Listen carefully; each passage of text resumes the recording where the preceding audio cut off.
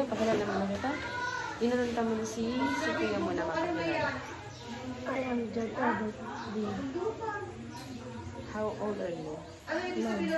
Maraming basura. Ikaw naman? Konting basura. Ano mo? Eliza? Kung saan naganap ang isang trahedya. Sino mama mo? 1996. Sino? Ang payatas na yan. Ang papa? Sa NCR. Na matanong sa NCR. Ay, si Jeffrey. Ang ito ni Jeffrey. Nagkaroon ng isang trahedya. Kasi yung basura. Si Irvin, ang mama ni Irvin, si Ma'am. Sa mama mo, pangalan mo Ronaldin. Ronaldin. Tapos ang papa mo, si Jason. Sa lola niya, si lola mo? Si Magdalene, si Magdalena, Jamela. Sa lola niya, si Ron. Si Lola Ron. Ikaw, sa lola mo? Ang basura ay natabunan ng mga tao sa kasagsagan ang lolo mo? isang napakalakas na ako ba talaga maopo na si basura. Sabi sa'yo ng balinin mo? May mga nakatira Doon na kayo. Nalipat na kami. sa paligid na Si Irvin, hindi talaga siya.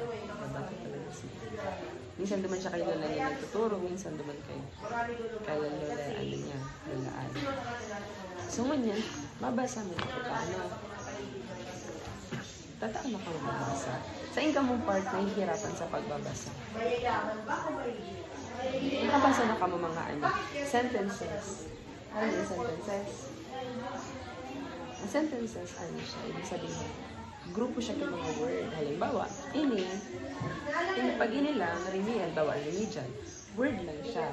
Pag inano mo na siya, pag binagdagan mo na siya yung mga kairiba na siya na word, magiging sentences na siya. Tapos, pag nakabuo ka na ki-sentences, makabuo ka na ki-paraphrase.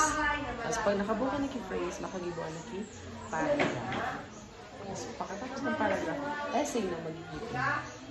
So, kaya mahalaga, importante na dapat magtatao kita magbasa. Para, tawag kayo matuto. Tapos ma-practice ka. So, before kita mabasa dito, maano mo na ako na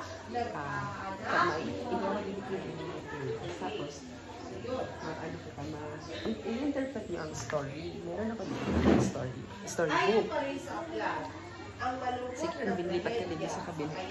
Exchange kita.